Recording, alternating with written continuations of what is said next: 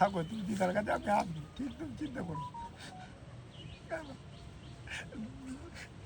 দাদুও সকাল থেকে খাইনি আজকে, দাদু কাল ভালো দেবে, আমি আসছি। দাদা ওকে কেন ছাড়তে হচ্ছে সেটা একটু বলুন আপনার অভিজ্ঞতাটা।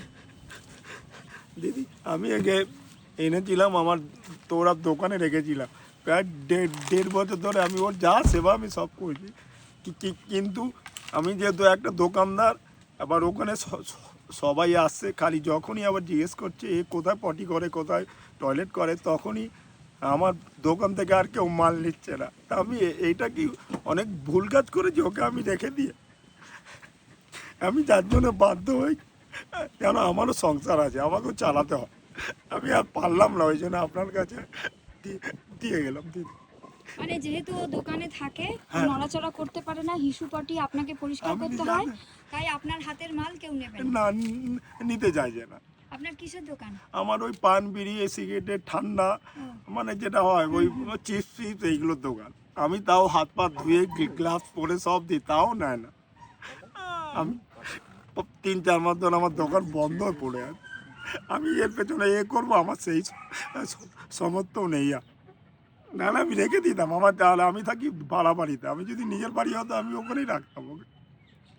ও রাস্তায় অ্যাক্সিডেন্ট হয়েছিল? হ্যাঁ, ও আমি বড় বাজারে যখন মাল করতে যাই, মানে দোকানে জিনিস আনতে যাই, তখন ও একটা বাইক আমার চোখের সামনে অ্যাক্সিডেন্ট করেছে, তখন এইটুকু ছিল, মাঝখানেও মনে না, আমি নিয়ে এসেছি সল্টলেকে, যে আমাদের ওখানে যে ডাক্তারখানা আছে দেখেছি, যা যে বলেছে আমার বন্ধু বান্ধব সবাই এরা সাহায্য করেছে, এমন কেউ না, মানে অনেক সাহায্য, ওর এক্সরে থেকে আরম্ভ করে সব করেছে, খাওয়া দাওয়া প্লাস আমরা এই 1.5 বছর ধরে বাবা আমি ঝড় বৃষ্টি নেই দুবেলা ওকে খাবার চান করা, যেহেতু দোকানের ভেতর থাকে দুবেলা পরিষ্কার, ওর কাপড় ধোয়া সব করেছি নিজে হাতে, ঠিক আছে, কিন্তু বাধ্য হলাম দিদি, আমার কিছু করার নেই।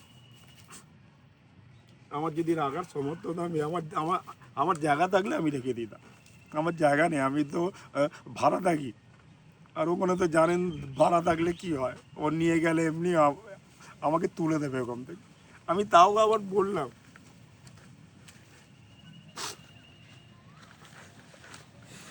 মনে হয় দাদা বলছি এই ভিডিওটা সোশ্যাল মিডিয়াতে হ্যাঁ, পোস্ট হবে। আপনি ছাড়ুন আমার।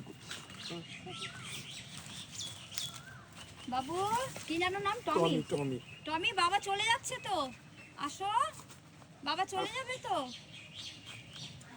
এই যে টমি, ও ওঠার চেষ্টা করে, আমার দোকানটা যেহেতু একটু ছোট, তো ও ঠিক মতো ওখানে খেলতে পারে না, আমার মনে হয় এখানে জায়গা বড় পাবে, তো ও নিশ্চয়ই এবার দেখবেন আমি বলছি দাঁড়িয়ে যাবে, ও দাঁড়িয়ে যাবে, আমি বলছি ও ওইখানে অনেকক্ষণ দাঁড়িয়ে থাকে এমনি করে, কিন্তু ওই একটা সাঙের জন্য ওরে হয়, এইখানে অনেক বড় জায়গা, ও ঠিক দাঁড়িয়ে যাবে দেখবেন। তাই দাঁড়ালেই ভালো।